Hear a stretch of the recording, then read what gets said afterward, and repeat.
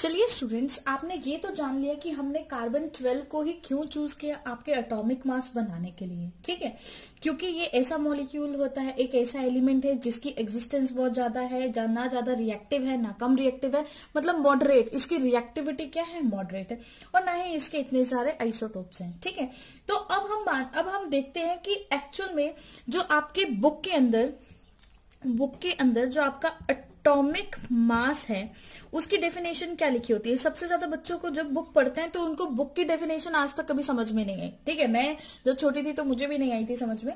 ठीक है, तो बुक वाले क्या बोलते हैं, देखिए एटॉमिक मास, जो सिंपल आपका एटॉमिक मास है, is a number which tells, ये एक ऐसा नंबर है जो बताता है that how many times an atom of an element is heavier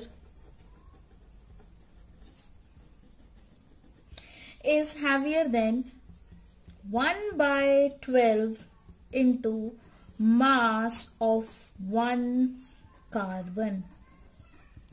ठीक है, समझ में आया?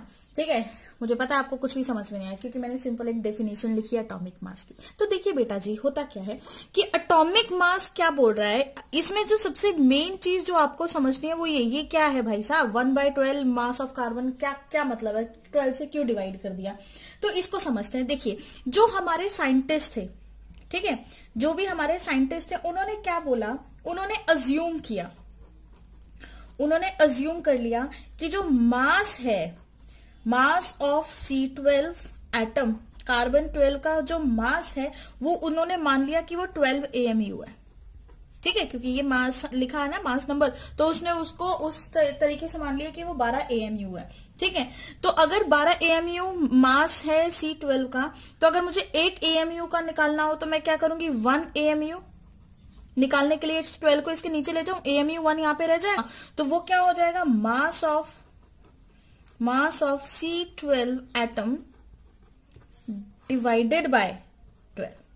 क्या ये बात क्लियर है सबको? ठीक है, मास जो है C12 एटम का मैंने किससे डिवाइड कर दिया, 12 से डिवाइड कर। तो यहां पर आपके पास एक फॉर्मुलेशन होगी, वेरी वेरी इंपॉर्टेंट। इस फॉर्मुलेशन पे बहुत ही ध्यान दें, इसको *5 पॉइंट लगा ले या *6 पॉइंट लगा ले, बहुत इंपॉर्टेंट पॉइंट है। ठीक है, अब देखिए, अब सिंपल आपको एक मोल कंसेप्ट में जो एक मोल होता है, ठीक है, मोल को अगर हम मास के टर्म्स में पढ़ते हैं तो मैं आपको एक सिंपल फॉर्मूला बताती हूँ। अभी मैं आपको नेक्स्ट वीडियोस के अंदर मोल भी समझाऊंगी डिटेल में, तो बस आप इतना याद रखिए, मोल को हम N से रिप्रेजेंट करते हैं और उसका जो फॉर्मूला होता है वो होता है गिवन मास, ठीक है, अपॉन एटॉमिक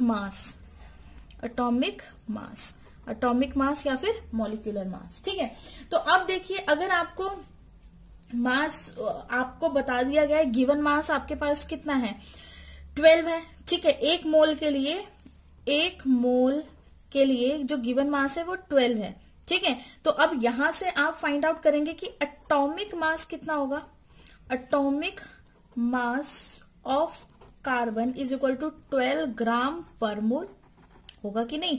एटॉमिक मास को उधर लेके जाए, एन को इधर लेके जाए, तो एन नीचे आ गया, या इसकी यूनिट ग्राम है, इसकी यूनिट मोल है, हो गया, तो 12 ग्राम पर मोल हुआ कि नहीं। ठीक है, तो हमने यहां पर ये चीज मान के चलनी है कि एक मोल एटम जो है आपका, एक मोल एटम का मास, जो एक मोल एटम का मास होता है वो कितना है, 12।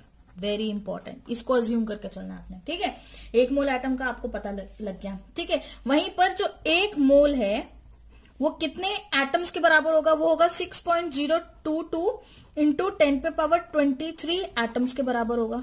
क्या ये बात क्लियर है सबको? एक मोल इतने एटम्स के बराबर होता है, मैं आपको बता रही हूँ। ठीक है, आप उसी हिसाब से लिखते जाएंगे, एक मोल इतने एटम्स के बराबर होता है। अब अगर एक मोल इतने एटम्स के बराबर है तो इसका मतलब ये होगा कि हम यहां से फाइंड आउट कर सकते हैं एक एटम का, है ना, एक एटम का फाइंड आउट कर सकते हैं। अब देखिए, अब आपके पास मैं इसको ऐसे लिख सकती हूँ, मैंने क्या लिखा, atomic mass of carbon is equal to 12। इसका मतलब 1 मोल कार्बन का मास कितना है, इतना। तो अब हम क्या लिखेंगे, अब मैं लिखती हूँ इसको इस तरह से लिख सकते हैं 6.022 इंटू 10 पे पावर 23 एटम्स ऑफ कार्बन, ठीक है, किसके इक्वल होंगे, 12 ग्राम पर मोल के इक्वल।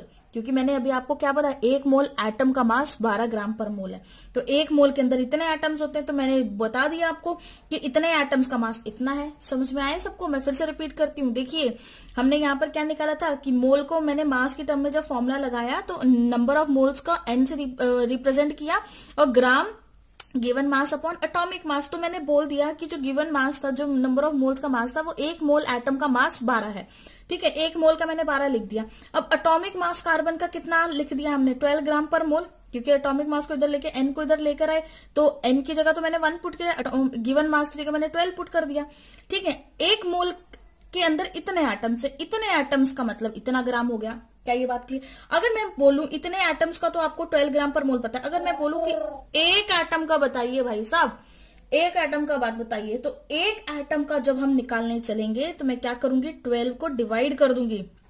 6.022 इंटू 10 पे पावर 23। क्यों डिवाइड करूंगी, इतने एटम्स हैं, इसको इसके नीचे लेके जाओ, तो एक एटम को यहाँ छोड़ दो, तो सारा कुछ हो जाएगा आपका। समझ में आई बात? ठीक है, ये आपका आ गया। या फिर और मैं इसको इस तरह से लिख सकती हूँ, इस टर्म को हम रिप्लेस कर सकते हैं Na, जिसको बोलते हैं एवोगैड्रोस नंबर, ठीक है। और मैं इसको कैसे लिख सकती हूँ, मैं लिख सकती हूँ 12 इंटू 1 बाय Na।